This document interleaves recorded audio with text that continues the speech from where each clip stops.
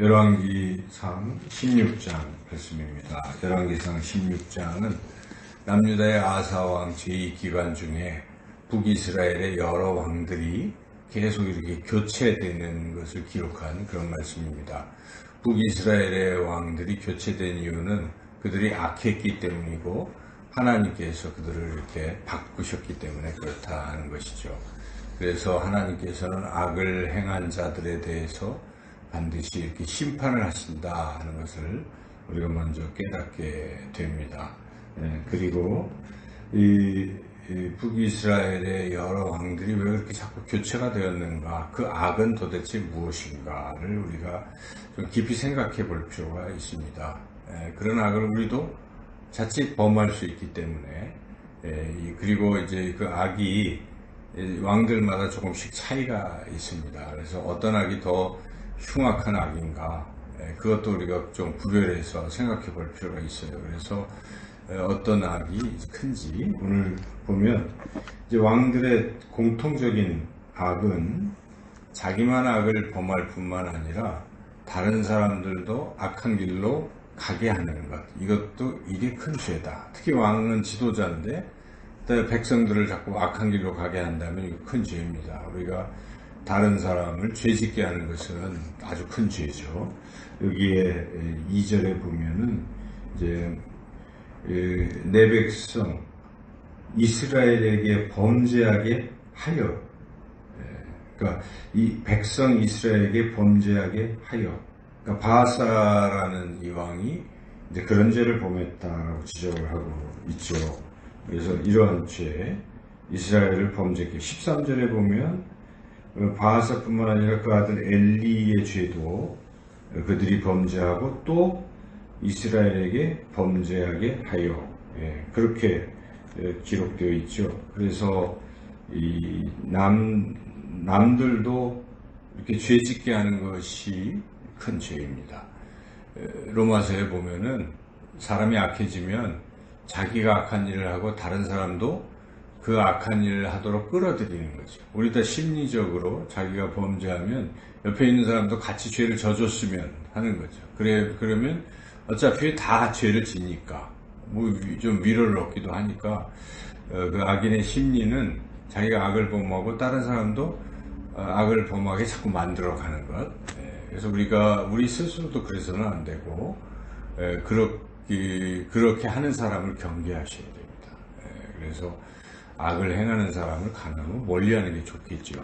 그래서 첫 번째 이제 그런 것이고, 두 번째는 지금 말씀드린 대로 악한 사람과 가까이 하는 것도 이제 죄를 범하게 되는 길이다 하는 것입니다. 그 대표적인 예가 오늘 이제 본문의 마지막에 등장하고 있는 아합왕.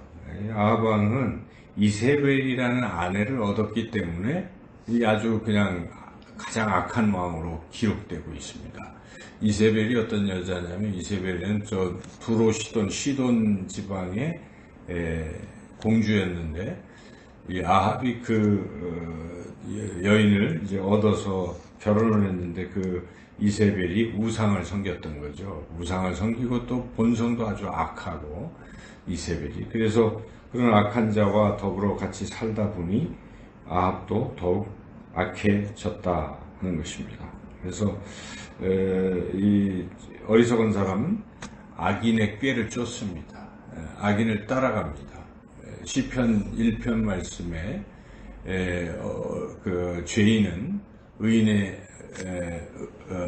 죄인은 다른 죄인의 길에 서고 또 그 길을 따라가고 그 오만한 자와의 자리에 함께하고 뭐 이렇게 나와 있잖아요. 그러니까 우리가 이 세상을 살면서 친구도 잘 사귀어야 되고, 그래서 악한 사람들과는 관계를 끊어야 됩니다.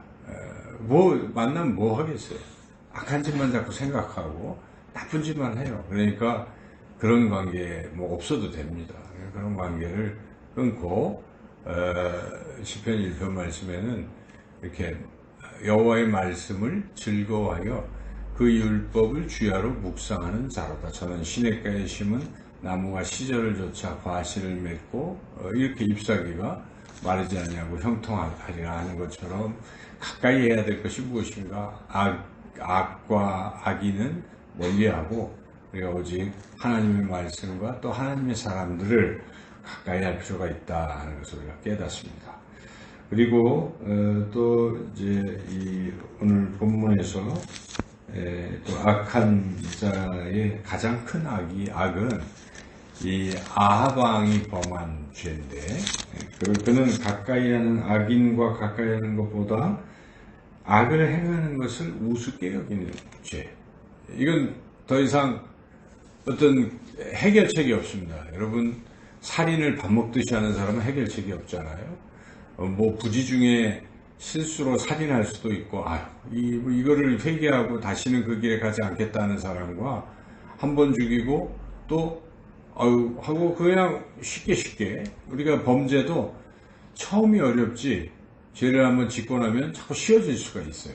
그래서 그렇게 죄를 가볍게 여기는 죄가 가장 심각하다. 31절 말씀을 같이 한번 읽어보겠습니다. 느밧의 아들 여로보암의 죄를 따라 행하는 것을 오히려 가볍게 여기며, 지금 야합이 그렇게, 그래서 야합은 그 이전에 30절에 보면 모든 사람보다 여호와 보시기에 악을 더욱 행하여 그 악을 행하는 것은 가볍게 여기는 것이죠. 가볍게 여기니까 더 자꾸 죄를 짓죠. 그래서 신앙이 깊어지면 깊어질수록 작은 죄도 크게 느껴지는 겁니다. 작은 죄도 이게 죄구나 이러면 안 되겠다, 더 예민해지는 거죠. 그래서 우리가 신앙생활을 잘 할 필요가 있습니다.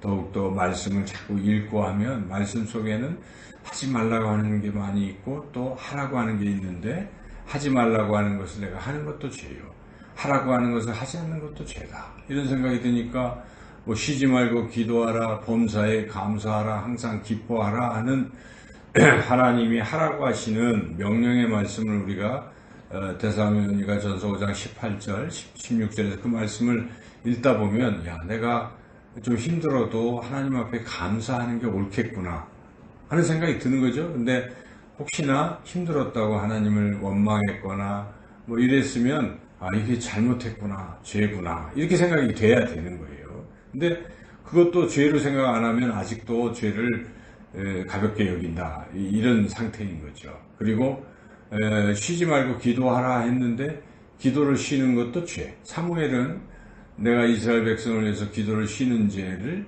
결단코 범하지 않겠다, 기도를 쉬는 것을 죄라고 여겼다는 거죠. 그러므로 사무엘이 하나님의 사람으로 위대한 일을 하는 것입니다. 그래서 또 우리가 또 항상 기뻐하라. 그러니까 우리가 예수님 믿는 것은 기뻐하면서 아무리 근심이 있어도 주님이 주시는 평안과 기쁨을 누리며 사는 것이 우리 그리스도인일진데, 또 자꾸 근심 속에 빠지고 걱정하고 염려하고 있다면 이것도 죄다, 이렇게 느끼고 근심은 하나님 주시는 게 아니라 마귀가 주는 것이다 하고 단호히 마귀를 배척하고 하나님을 향하고 하나님 주시는 기쁨을 누리며 담대하게 그렇게 살아가는 것이 옳다는 것이죠. 이와 같이 우리가 말씀을 가까이 하고 부지런히 읽고 묵상해서 죄를 멀리하고 또 더욱더 의롭게 하나님 말씀하시는 바른 길, 옳은 길, 또 하나님의 뜻을 따라 살아가는 저와 여러분의 삶이 되시기를 주님의 이름으로 축원합니다.